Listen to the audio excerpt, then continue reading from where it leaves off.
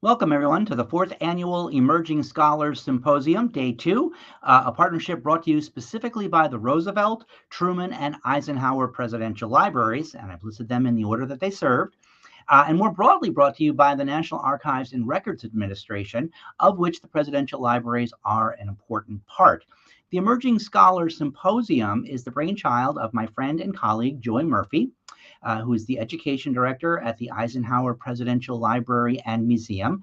And this is a program that brings you, the viewer, cutting-edge insight and information from a group of scholars who are relatively new, to the world of research, scholarship, and the presentation of their findings on a national level. So we're getting in on the ground floor of what I'm sure will be some fantastic careers and some wonderful research and work in the world of research, writing, and education. I'm Jeff Urban. I'm the education director at the Roosevelt Presidential Library and Museum in Hyde Park, New York, and I will be your host and moderator for today's session. I'm so pleased that you've taken time to join us, and I'm sure that you'll want to go back, and if you missed any of these, catch them as well, because they're just wonderful opportunities to learn. The theme for this year's Emerging Scholars Symposium is Waging Peace, and I'd like to point out that it's exactly what the three presidents associated with this symposium were seeking to do. Though they were associated with World War II, the Korean War, and the Cold War, each of the presidents, Roosevelt, Truman, and Eisenhower, were men who sought peace among all peoples and peace among all nations. That was at the core of their administrations. So today we are talking with Sue Rubenstein DeMasi. Sue has earned her MS in Library Science from Long Island University, an MA in Communications from New York Institute of Technology, and a BA in English from SUNY New Paltz, which is actually not far from us here at the Roosevelt Presidential Library in the beautiful Hudson Valley. Her goal is to showcase the unsung human rights champions and peace advocates from the past in order to inform the present and the future. She is working on a biography of John G. Winant, about whom she will be sharing some insight and information with us today.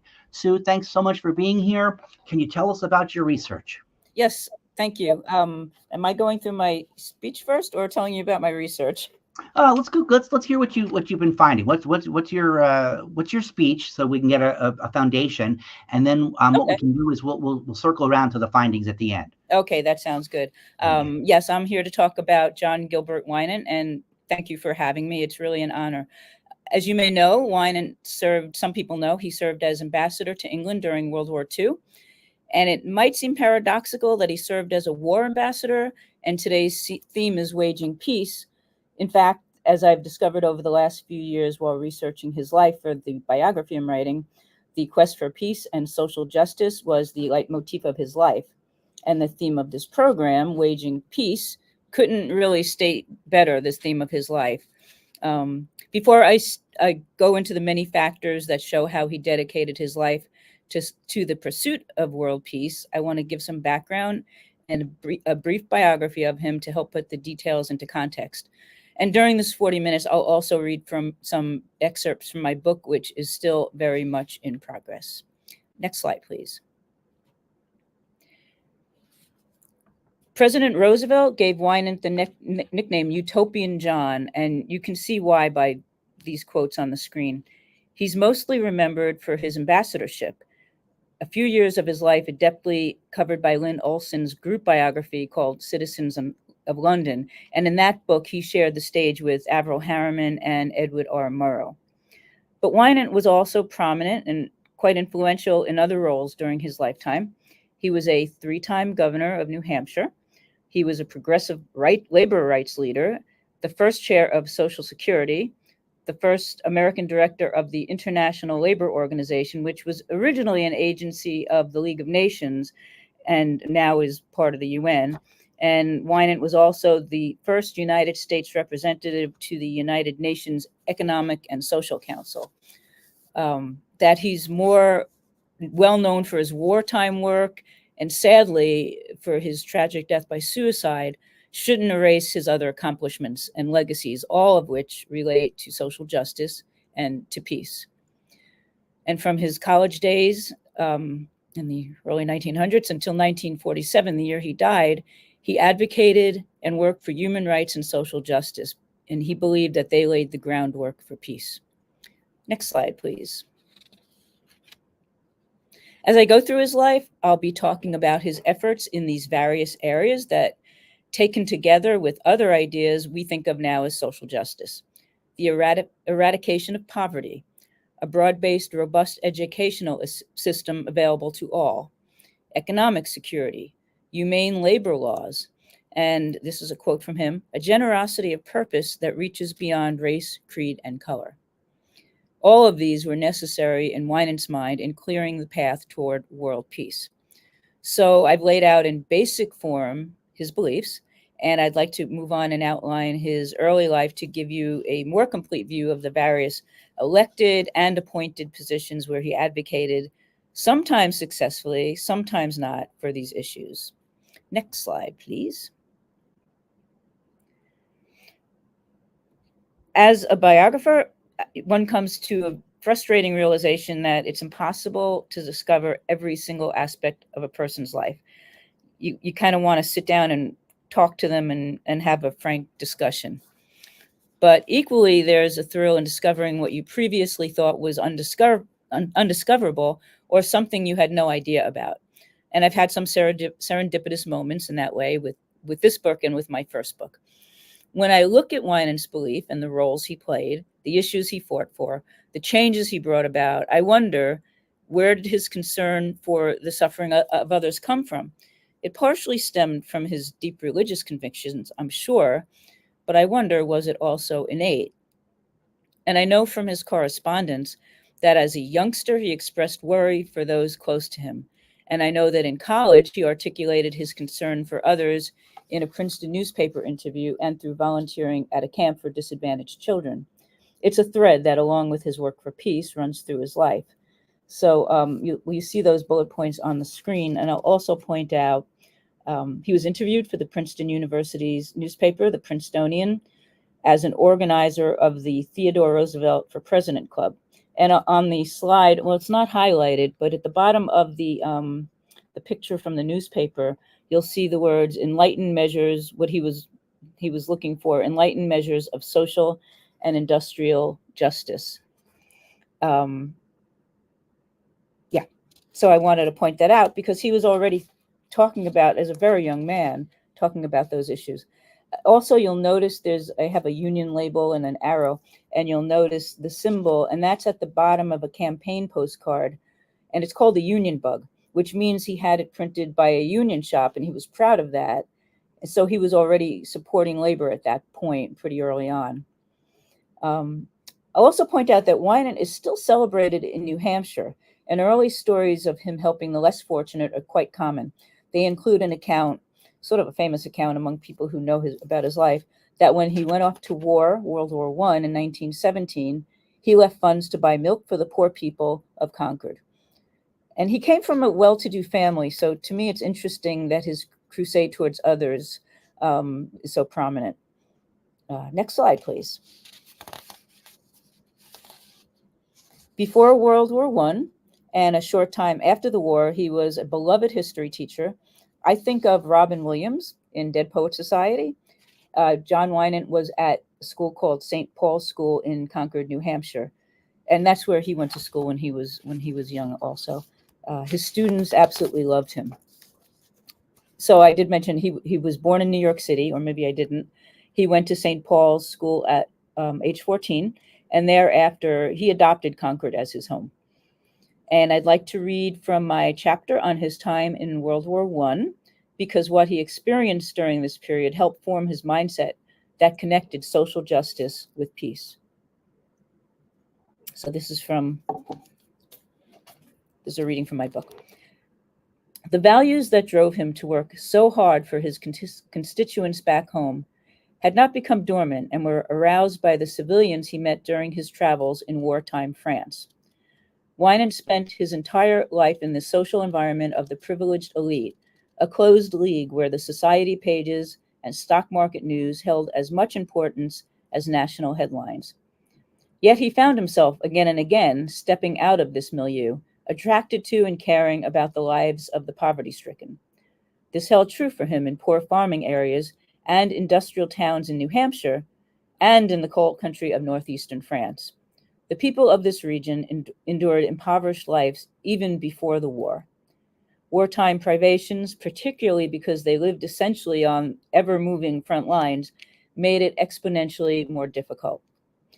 He developed a bond with an old woman and her teenage daughter who ran a store out of the front room of their tiny stone house. The women peddled odds and ends, tobacco, notepaper, whatever they could find to sell to passing soldiers. And this is a quote that he wrote, one of the letters he wrote to his mother. This is a quote from that. "They carry on a brave fight against poverty," he wrote to his mother. "Many a time I know they have sat down to supper with nothing more than a piece of bread to eat. And yet," he lamented, "they would not accept money or other help from him." The women cried when he bid goodbye for the last time, and like so much during the war, it left him feeling, and this is his quote, "very low." So that's the end of that reading. So he entered the war with a patriotic fervor and the belief that he was helping to save democracy. And he believed it after the war also. But he believed as well that, like many others, that if the League of Nations had succeeded in forming an international body that could work for peace and economic security with the US on board, that World War II might not have happened. Another quote of his is, "Although we won the war," and he's referring to World War I, "we lost the peace." And he referred to the same issue much later on, and these are his words from a speech. "In the spring of 1937, I went to Geneva to join the International Labor Office, and later became its director. I had come to realize that there could be no certainty of security here if there were no world security. And I was not there long enough before it became plain to me that the Axis powers had determined to make war. It was hard for men to believe that, both here and abroad. They could not conceive of men who fought in one war, wanting again to force war on the world. I tried to tell people that I thought there was trouble ahead. Few were interested. The vast majority wanted peace, but did little about it. And the League," and here he meant the League of Nations, "without us," meaning the United States, "with its limited powers, was unable to get collaboration and unity among the peaceful nations, and the enemy cut them down one by one." And as an aside, I'd like to point out that he sustained injuries during World War I that left him in pain for years, but he never talked about it publicly, and he barely mentioned it privately. And I only know this from archival sources that I found at the New Hampshire Historical Society, and I was very surprised about that. Okay, next slide, please. So I jumped around a little bit in time there. I'm going to go back to the chronology to when he was governor, first in 1925, and then for two more terms from 31 to 35. And the quote in the middle of that slide there, "A country worth dying for in time of war is a country worth working for in a time of peace." And that's from his first campaign for governor. So again, already peace was in the focal point of everything he did. During his 3 terms as governor, he joined up with the League of Nations Nonpartisan Association to try to convince Congress to join the League of Nations. He also called for a world conference on disarmament. As governor, he helped develop what was later called the Little New Deal.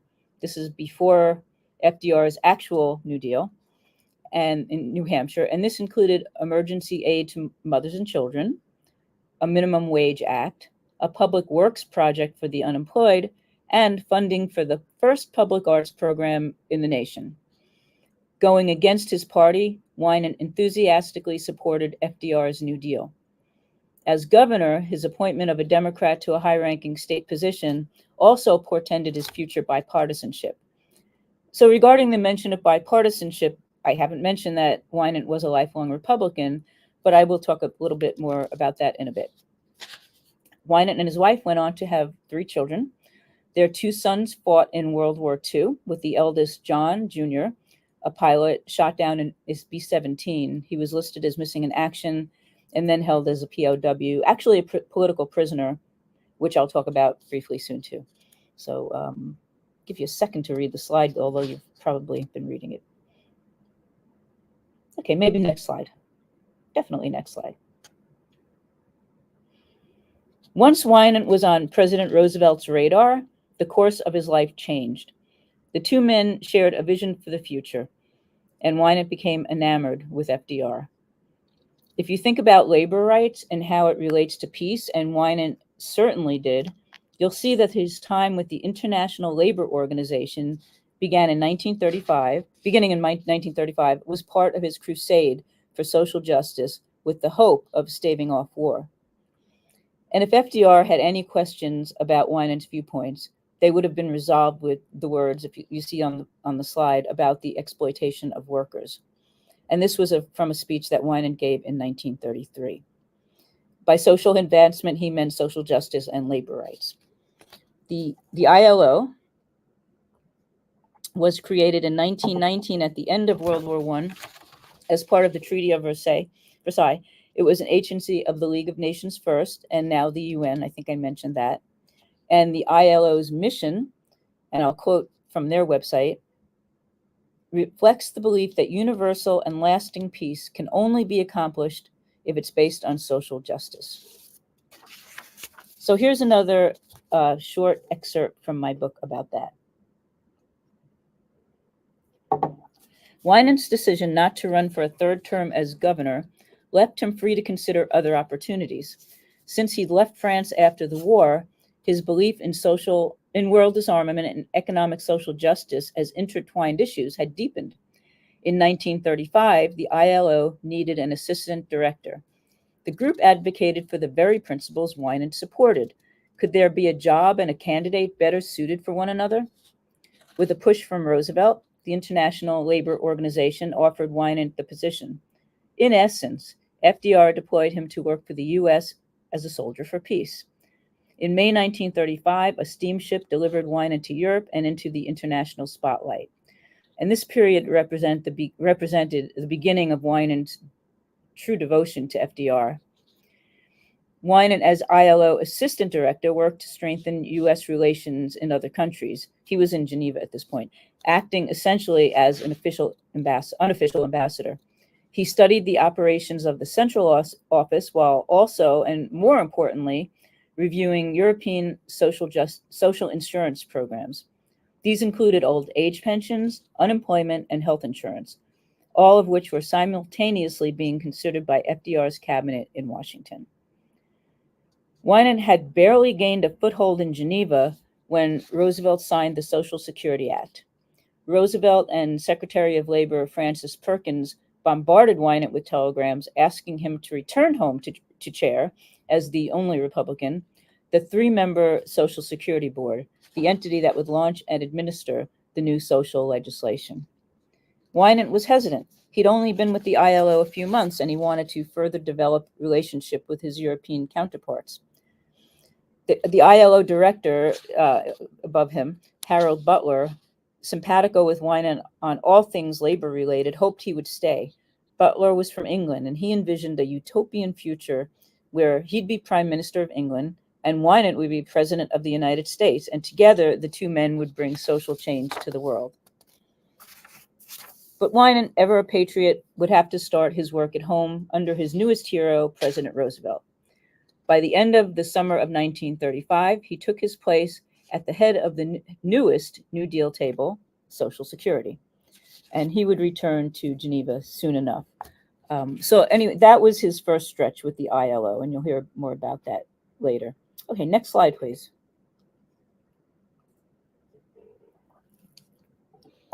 As much as Winant was ready to lay down his life during World War II, he did lay down his own political future for Social Security.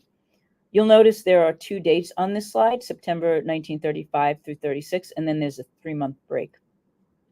This is connected to his near political downfall, and I'll read another book excerpt and you'll see why. The man in the dark suit, with a thick lock of black hair falling over his prominent eyebrows, might have been unrecognizable. On his hands and knees on the floor of the Labor Department building in Washington, D.C., the former governor, potential presidential candidate, and future ambassador, with a fellow board member, shuffled 3x5 cards around as if they were playing a game. On each card, a name was written, representing prospective directors of the coming regional Social Security offices, to be handpicked by John Winant and his two board colleagues. Murmurs around Washington suggested various reasons why President Roosevelt chose Winant. Some thought the president didn't want to contend with Winant as a GOP presidential candidate. This was actually a ridiculous notion. Winant's support for Roosevelt would not allow him to run against him, his personal support, or upend the New Deal. He really believed in it. There was more truth to the idea that FDR selected Winant, at least partially, in order to add bipartisanship to the board. But more than that, Roosevelt and Secretary of Labor Francis Perkins knew that Winant cared deeply about the program's objectives and would provide the philosophical leadership that it needed. They also knew that Winant would act in a nonpartisan manner and wouldn't tolerate corruption. So 90 years later, here we are. We take for granted this system that Winant and his associates and many people created from scratch. Winant's time here was spent with like-minded idealists. Social workers, labor activists with progressive and political leanings were the norm. Winant, a liberal progressive Republican, might not have noticed or cared. He was used to living beyond labels. When exactly FDR first called Winant Utopian John isn't known, but he surely believed it when Winant wrote that the Social Security Act is America's answer to the great human needs caused by the cruelties and hardships of the Depression. The 1936 presidential election brought challenges of a different sort to Winant. Republican candidate Alf Landon railed against the Social Security system, much like Republicans did when President Obama worked to pass the Affordable Care Act. Furious that Landon would speak so vehemently against Social Security, Winant wanted to go to the public and not just explain the old age pension plan as he was able to do on the board, and as he did do in newspaper writings and on the radio, but he wanted to champion it. Feeling it was ethically wrong to politicize it while a member of the board, he resigned from the board against Roosevelt's wishes in September. So private citizen Winant freely declared his outright support for the program then. He took to the radio airwaves as if on a crusade. Completing his own political destruction, he endorsed Roosevelt for president and destroyed any future prospects of running for office as a Republican. When FDR won a second term, Winant then returned to his position as chairman of the Social Security Board, putting his soul into what he saw as more of a calling than a job. Winant's colleagues, along with FDR and Perkins, knew he provided the passion and vision necessary to the enterprise. Other high-level appointees did much of the day-to-day administrative work in the first 2 years, but Winant picked up the slack with his diplomatic skills, his political shrewdness, and, as his assistant described, a magnetic quality that could hypnotize people. When he ventured out to Capitol Hill to meet with congressmen and senators, his soft tones and resolve, like music to soothe savage beasts, convinced them to approve necessary funding. So that completes that excerpt. And the quote on the slide is from the letter that Winant wrote to Roosevelt, resigning from the board so that he could go out and campaign for Social Security. And if there was ever a time anyone doubted his sincerity, and I haven't found anyone who did, his deeds spoke louder than his words. I'll give you a couple of seconds in case you haven't read it.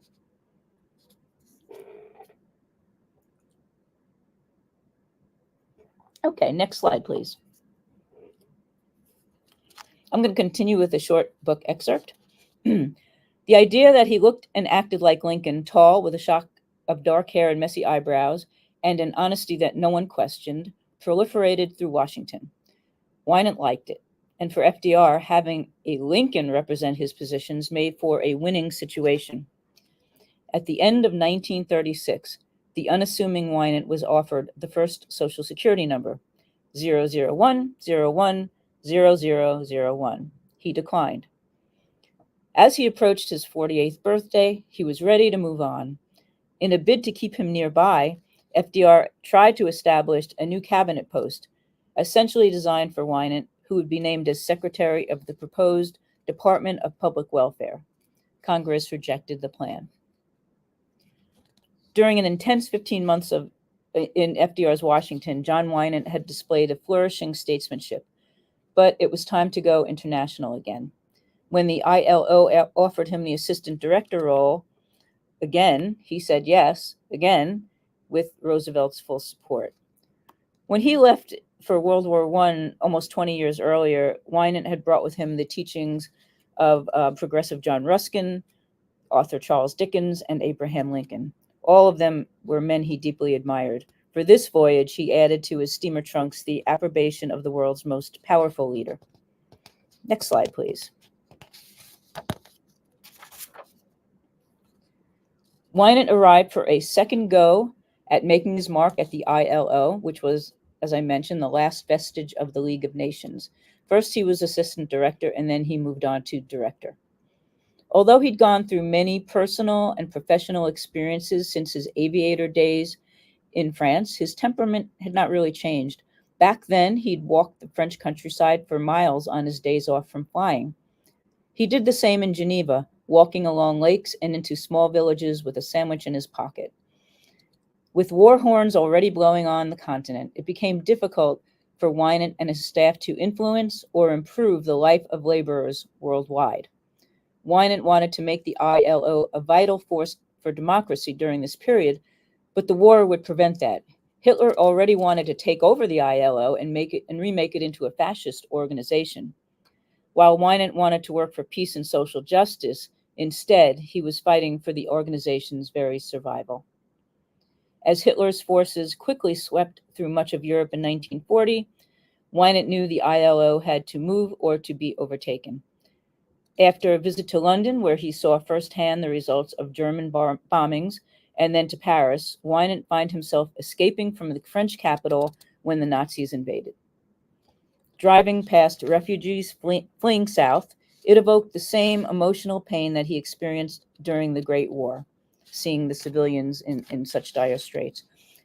After making it to ILO headquarters in Geneva, he and his staff prepared to move personnel and documents out of Europe. They packed knapsacks in case they had to escape over the mountains. In the end, Winant and an assistant left Geneva by car, carrying essential ILO records.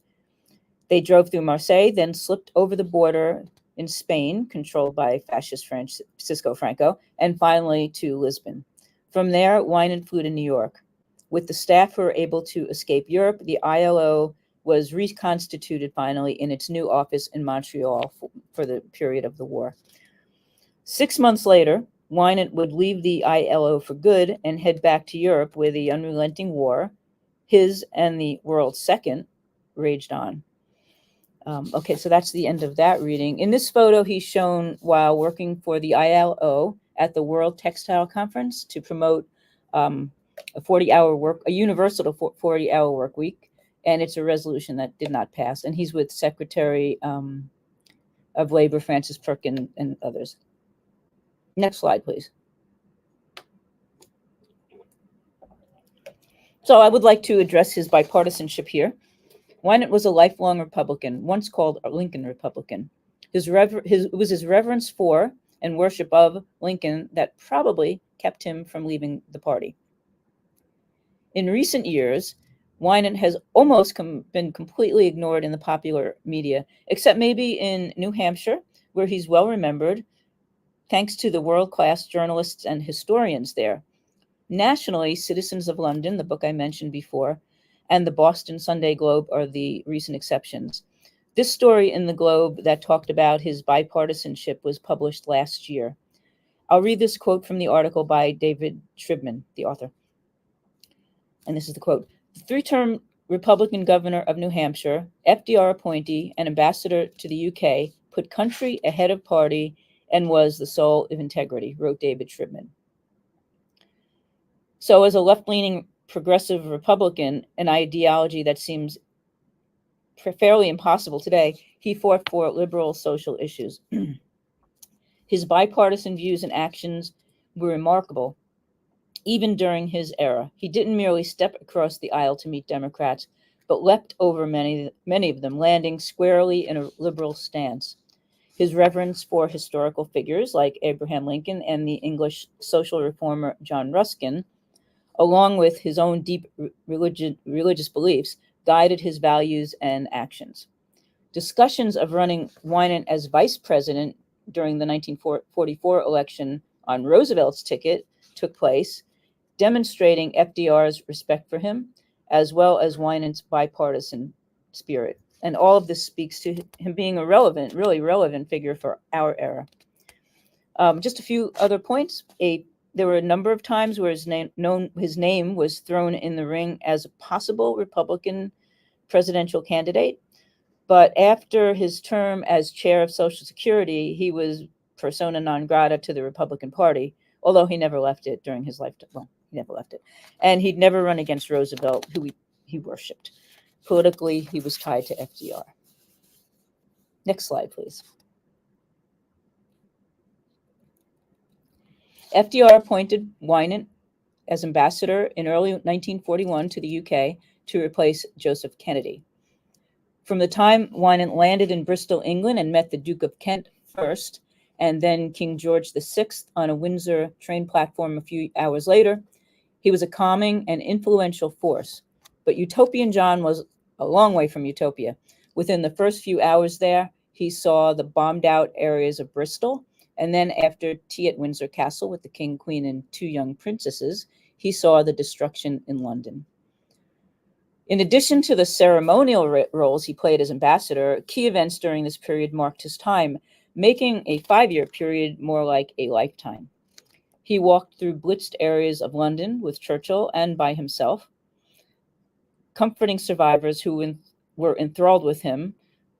People in England loved him, and they likened him, as others had, to Abraham Lincoln. He lived in an apartment in the embassy, which was close to being destroyed by German bombs. He didn't have to live there. He could have lived in a little bit of a safer place, but he chose that. Obviously, I can't cover this period of his life in such a brief time, and I do recommend Lynn Olson's book, Citizens of London. It's hard to wage peace during wartime, but I want to mention a few significant people and events, and then discuss Winant's endeavors to consider post-war peace, even while the bombs fell around him. Next slide, please. Winant engaged with every key person involved in the European theater of war. He spent time conferring and attending events with Winston Churchill, the King, General Eisenhower, and considering his interest and background in labor, numerous labor leaders. Winant was dining with Churchill at his country home Chequers when they heard the BBC News together announcing the attack on Pearl Harbor. And he spent an equal amount of time with, to quote again Lynn Olson's, the title of her book, The Citizens of London, coal miners, trade unionists, women's groups, educational leaders, and groups of American soldiers. Because of his work with the ILO, the labor movement in Britain welcomed him. In 1942, he visited Durham, England, and the Coal Miners Association there, and he's credited actually with helping to settle the miners' strike. The passage on the slide, where it says Mr. Winant has a strong sense of public duty, that's from an undated United Kingdom Foreign Office memorandum that assessed Winant, maybe as he came over to be ambassador, maybe beforehand. The memo is actually called Career and Character of the U.S. Ambassador, and it's much longer than that. So I thought that was kind of interesting. Next slide, please. On the left, Winant is shown with Churchill's and others visiting a bombed out area. The photo on the right is from the cover of a British magazine called Picture Post, and that included a positive portrayal of the ambassador, which isn't surprising because, as I said before, he was well loved there. Next slide, please. Personally, Winant and his wife experienced the agony of nearly losing their 21-year-old son, John Jr., a B-17 pilot shot down over Germany. The news of his downing in October 1943 came with an excruciating month-long wait to find out that he had survived, and he had been taken prisoner of war by the Nazis. John Jr. remained kind of a political prisoner. Besides a regular POW, he was called one of the so-called prominente due to his father's eminence, enduring captivity in the infamous medieval Colditz Castle. And he was released at the end of 1945. So in addition to the photos of John Jr. on this slide, you'll see a letter from the Queen expressing relief that Winant's son was found alive. Next slide, please.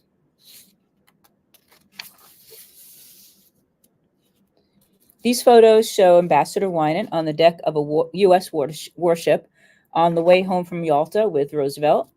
And in the second photo, he's with Roosevelt's daughter, Anna, and Harry Hopkins, and this is February 1945. Just 2 months later, FDR died. Roosevelt's death left Winant devastated. He came back home to deliver FDR's memorial address at the U.S. Capitol. While he was still ambassador, he assumed additional responsibilities, including that of U.S. representative to the European Advisory Commission.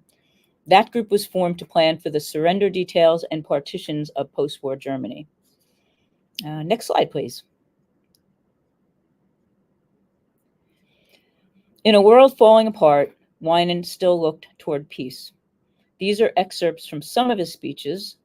The first one on the slide was 2 years before D-Day, and the others in the months after D-Day. The quote at the top of the page is from the speech that he gave to the coal miners I mentioned earlier. And I'll give you a second to read that.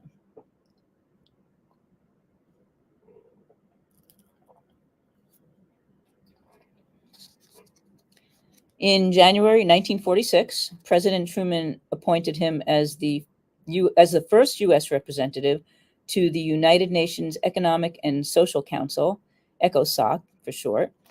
Among the agency's charges was to deal with refugees and displaced persons, to work on that and other post-war issues.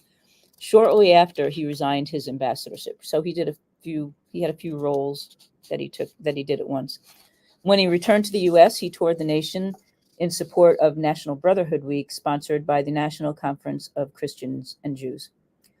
Within a year, he resigned from ECOSOC, and he went home to Concord, New Hampshire, to finish his book, memoir, really, Letters from Grosvenor Square, which was about his wartime experiences. Next slide, please. As much as I want this to be only about his quest for world peace, I can't ignore the fact that in 1947, he had no inner peace. He left no note, so any discourse about his suicide is speculation. It's been suggested that his departure from the global arena contributed to a cycle of despair, and that he was mentally exhausted from the war. But hints of physical ailments also filtered through to his friends and family. And now, so many years later, it's clear that he was physically ill and in pain much of the time. He was suffering from an illness possibly incurable. And other suggestions was that he was so disconsolate from post-war happenings. But there's a lot of, like I said, there's a lot of speculation. His death came just weeks before Princess Elizabeth's marriage. He was invited to the wedding, which obviously he couldn't go to. Many of the wedding guests, Winant's friends and colleagues, who included Winston Churchill, attended a memorial in London for him the day before the royal wedding. Anthony Eden, Foreign Secretary during the war and a close friend of Winant, accompanied Winant's stunned youngest son, Rivington, who was attending Oxford at the time. So this and the next slide show some of the tributes from dignitaries. On this one, we see Eleanor Roosevelt's telegram to Mrs. Winant and her column, My Day, which was sort of a eulogy to John G. Winant. Give you a second to read that.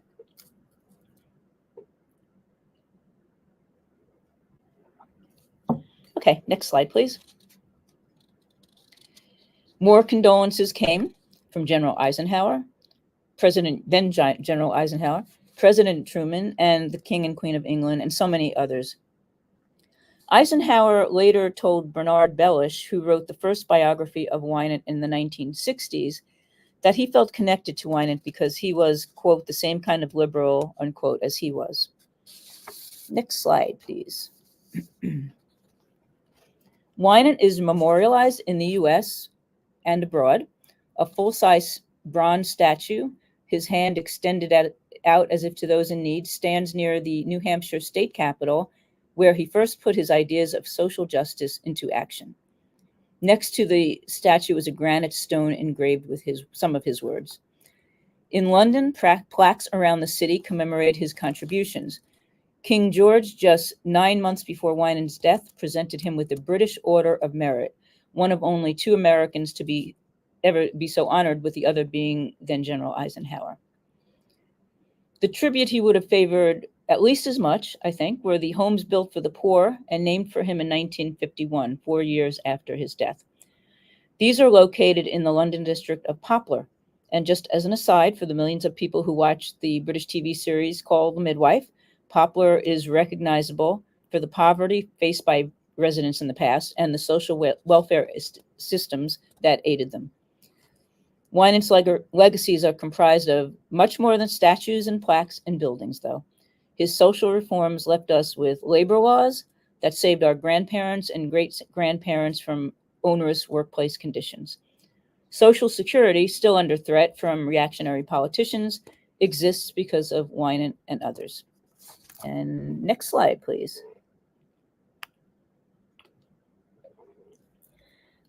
But perhaps the most meaningful tributes are in the form of youth organizations formed in his name here and abroad. Former Secretary of State John Kerry, who also who attended St. Paul's School decades later than Winant, of course, founded the still active John Winant Society at St. Paul's School to introduce young people to bipartisanship and principled politics. Another group, the Winant and Clayton Volunteers, which was sort of an exchange program where British and American students volunteered in various capacities to help the less fortunate in the 2 countries, operated well into the 21st century. And the book that you see in the photo is by Nick Robertshaw, and it tells the story of the organization's genesis, which came a month before Winant's death. Also, President Eisenhower was an honorary chairman of the group.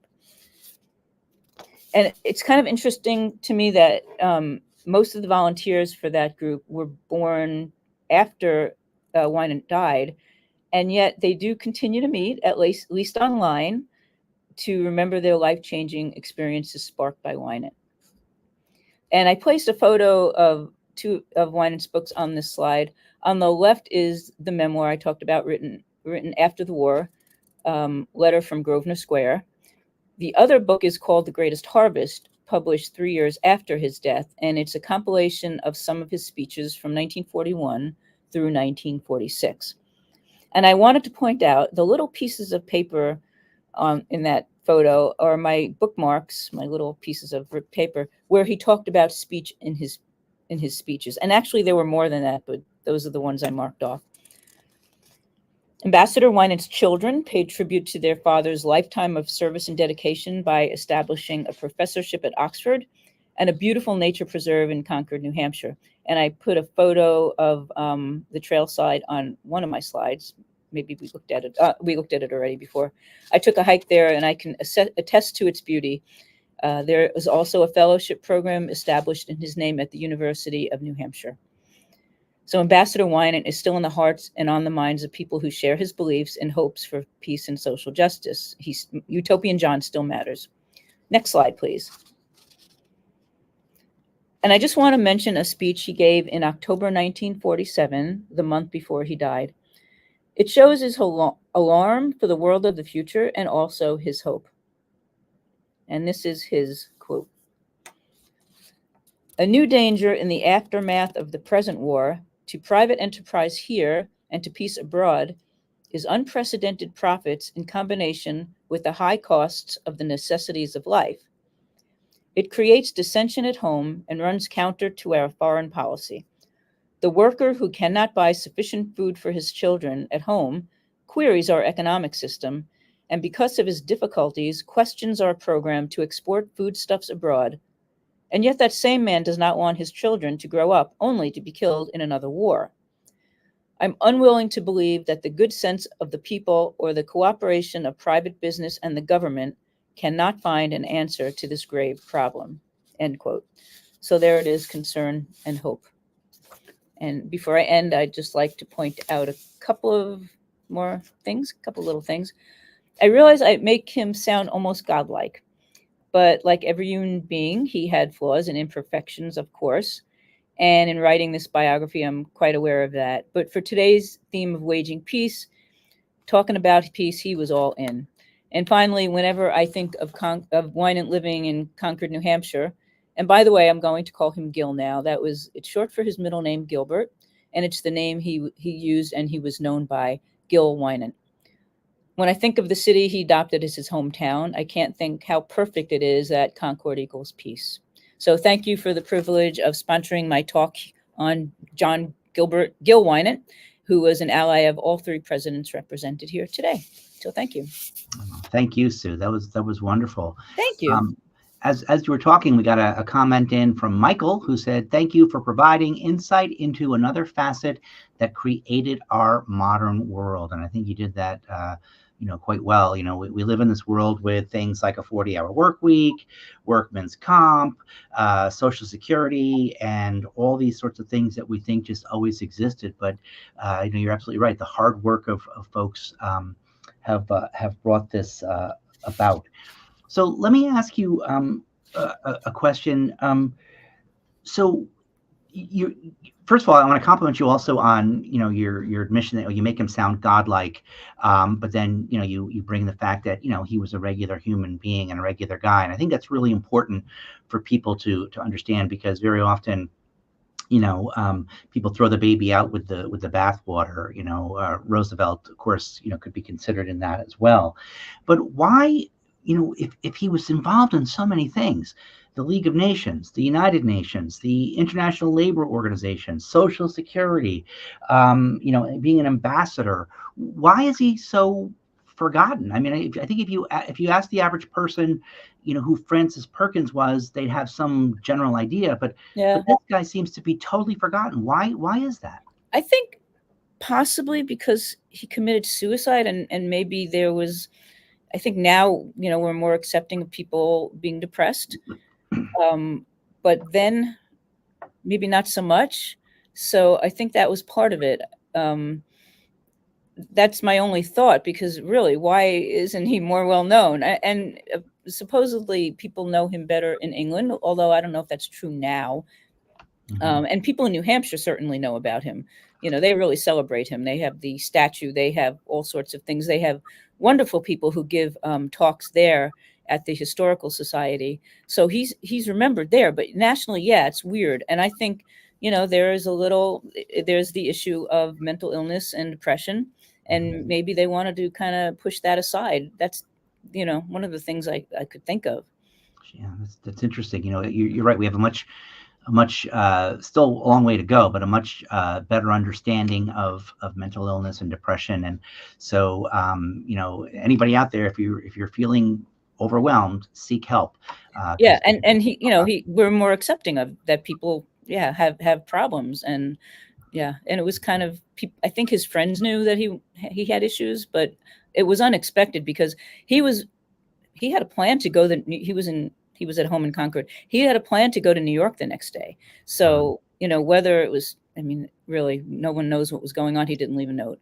And it's so much speculation. It's almost like I don't want to say too much about it. Yeah, no, I hear you. So it seems like he really was a kindred spirit with people like Franklin Roosevelt, Francis Perkins, Eleanor Roosevelt, Harold Hopkins. Was there... Why do you think he wasn't maybe in the inner circle of those folks? It seems like, Roosevelt wanted to keep him, in, but not fully in. That's true. In Lynn Olson's book, which I've mentioned a billion times because it is a great book, and they talk about when he was ambassador, there is talk about Averell Harriman kind of taking over some of the roles or some of the work that Winant was doing. So hard to say. I mean, they were close, though. He was asked to do the memorial address at Roosevelt's at the memorial at before Congress. So Mm-hmm. yeah, it's hard to say. Oh, and maybe he was kind of in the inner circle. They wanted to put him in a new cabinet position Right. that was not passed, but so it's hard to say, Do you still remember? looking at that stuff. Oh no, that's great. Do you remember what year that was? The Department of Public Health and Welfare. It was the year when it was at the end of his time at Social Security. I think maybe 35 or something like that. Okay. Because that does later become a cabinet level position, right? Health and Human Services, is that kind of the same? Probably, yeah. Public welfare. I don't remember what exactly they were Yeah. planning to do with that. But it would have included actually it probably would have included Social Security, and it would have included a health plan if that had passed. I guess they were hoping that would pass, and it never got through. Well, eventually. Well, kind of. Not a universal health care program. Right. Which of course was part of the original Social Security bill, but was sort of brokered off in order to get things passed along the first way. Now, you said that some people speculated that FDR brought him in to sort of neutralize him as a potential Republican candidate. Opponent and candidate, right? But other people said no, he was a kindred spirit. What do you think from your research? Which of those do you fall? I think I don't think he worried about Winant running against him. Winant loved him. I mean, he adored him. He was very devoted to him, and I'm sure FDR knew, he had to know that. He would have never run against him. I believe in my heart he would have never run against FDR. He might have run again in the future if his life turned out differently and he didn't face illness, both physical and mental illness. He might have run later, but it's hard. He would have never run against. He loved Roosevelt. He was devoted to the New Deal. He didn't want to do anything to hurt that.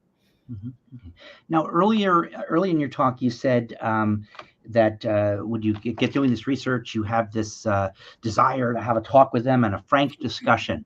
So, oh man! At this point in your research, if you could, pull him into the office, sit him down, and say, "Hey, listen, I'm writing this book," what question would you ask him? What you really want to know about a person is what was some of the questions you asked. Would you have run against Roosevelt? Although I would ask that, of course. You want to know about their inner life,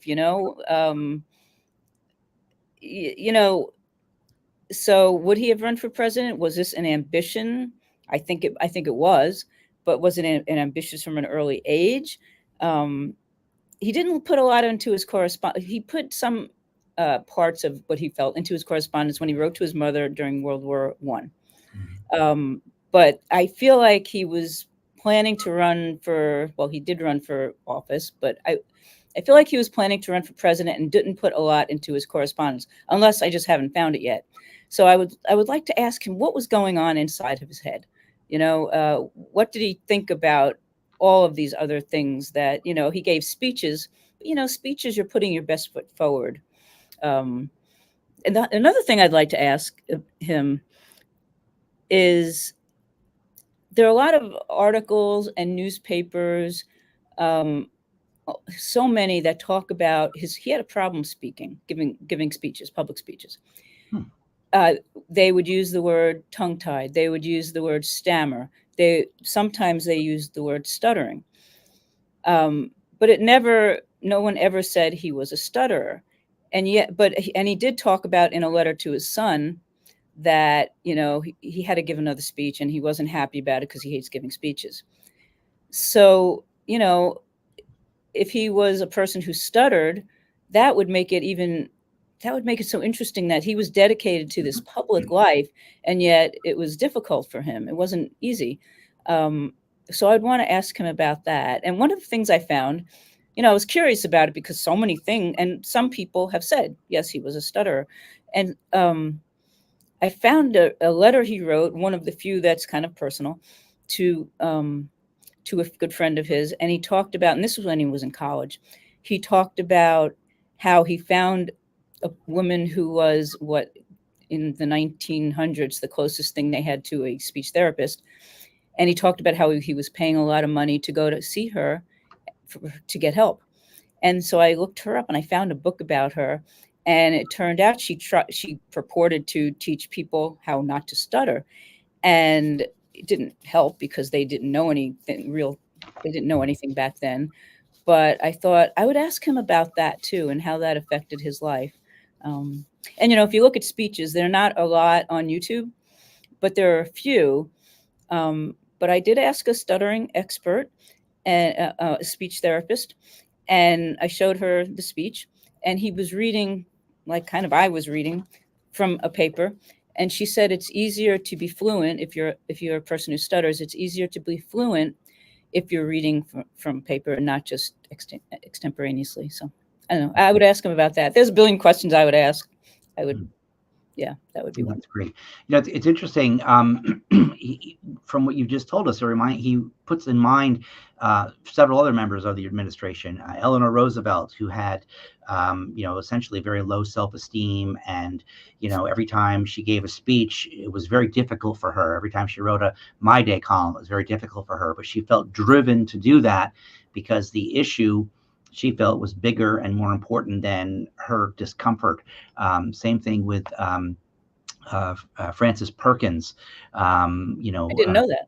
Yeah, she same sort of thing. So it's interesting that that these are very, very sensitive people who are appearing to take their sensitivity and their compassion and bring it to fruition by helping others that are along the way. I just want to point out we also have, I'm not going to use last names, but Philip C. Writes in and says, "I'm here, boss," and leaves a heart. So, and okay, I think I know who that is. Thank you. Okay, and Amber B says hi. Amber B. Okay, hi. Okay, so what are two questions? Number one is, when do you think your book will be hitting the shelves? Because I can't wait to get out there and take a look at it. Oh, I'm like thinking 30 years. No, I'm kidding. I mean, I'm almost done with the proposal. And then after the proposal, you know how that works. You have to send it out, and any publishers out there call. And so I think, it would be a few years at least. Okay. But my hope is, I think he deserves a wide audience. Great. And what are the challenges that you're facing as you're moving through this? I mean, other than finding a publisher, which is always that's always a challenge. Yeah. Interesting what you said about Eleanor Roosevelt. He had a lack of self-confidence also that he would actually talk about in letters to his mother during World War I, where he was this reconnaissance pilot who was doing quite well, and he was, advancing up rank. And he wrote about, he was so, he lacked so much self-confidence, even though he was doing these amazing things. But anyway, so that is interesting. My challenges, I think we talked about one of them. I'd love to know about his inner life. And it's difficult because if he didn't write a lot of letters where he was very personal, it's hard to find it. With my first book, the person I wrote about, Henry Alsberg, he did write very personal letters to a close friend. But then probably the favorite thing I found was letters to two of his best friends wrote letters to one another about him, not gossipy letters. They were just, he was going through a bad time and they were concerned about him. And they wrote these long letters back and forth about him and how they were concerned. So that's, I would like to find something like that. And, it takes a lot. And, going to archives is a lot of fun and it's a lot of work. So I would, it's a little bit of a challenge, it takes time and it's a little bit exhausting. I would ask him also another challenge, and I would like to know, why did he stay in the Republican Party? If he was so aligned with FDR and the New Deal, or why did he stay? I would want to know what illnesses he did suffer from, because it's clear he did. Did the post-peace delusion him so much that it contributed to his depression? He had marital issues. How much did that contribute? So yeah, there's a million questions. I would love to interview him. Sounds like there might be a couple of books here, Sue, as you're saying that. Was he a journal writer? Did he keep a journal? Not that I have found yet. No, I don't think so. I hope, but other people have kept journals. Right. So, my hope is that if I look at the diaries of Anthony Eden or, other people, he was close to certain people, that my hope is that if I look at things like that, they'll talk about what he was, what they knew of him in a deeper way. Mm-hmm. Now, you may have hinted at this. You said that he was wounded during the war, the First World War, and that kind of came as a surprise to you. What other, was there another, like, by golly, I didn't expect that, or I didn't think that was, going to be part of the story? Was there another sort of by golly, moment for you? The by golly moments were the feelings that I mentioned of really a lack of self-confidence when he was in World War I. I mean, he was the oldest of three brothers. Four brothers. Three of his brothers were in the war, and they were climbing in rank, and he was just so he thought there was something wrong with him because he wasn't going as fast as them. So that was surprising. Like, to me, it's like, wow, he's flying up. I mean, these planes were like, they're made out of paper and wood. They were not very worthy craft, and he was brave to do that. And so this lack of self-confidence shocked me. So I talked about that before. I might also add, nobody's writing a book about the brothers, are they? Actually, one of his brothers was also a POW during World War I, and there was a memoir that Winant and one of his other brothers published after his first. Well, the youngest brother died tragically also after World War I, and so the other brothers got together and he wrote a diary of his time as a POW, and so the other brothers got together and published that. So yeah. So there's a whole, and then it's a really interesting family, and I've been very lucky. I've met his grandson, also named John Winant, Dr. John Winant Jr., and another person, a family genealogist named Tim Winant, who's helping me a lot. So I've been very lucky, and the people in New Hampshire are just fantastic. Great. So you think it's going to take you a while to get on this book, and but I know get on with this book, I should say. But I know how you scholars think. There's always another project or two boiling on the back burner.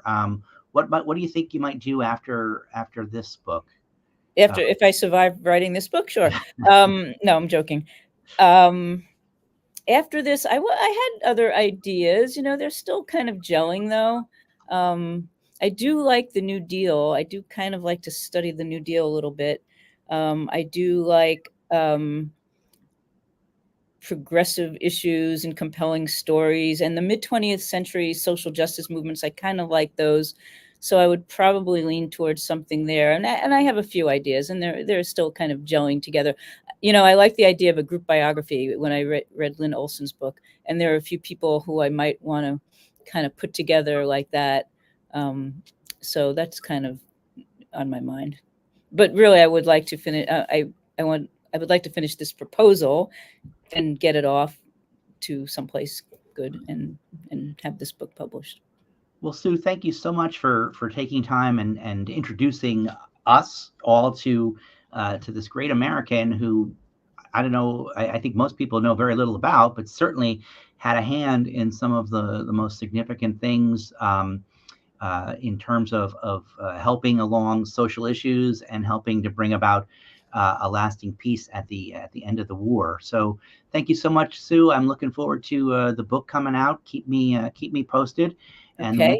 Next time you're in the Hudson Valley, come on by and buy me a sandwich. Okay. Thank you, Jeff. I will do that. Thank you. And thanks for giving me a chance to talk about Gil Winant. It was wonderful. Very interesting. Thank you so much. Thanks.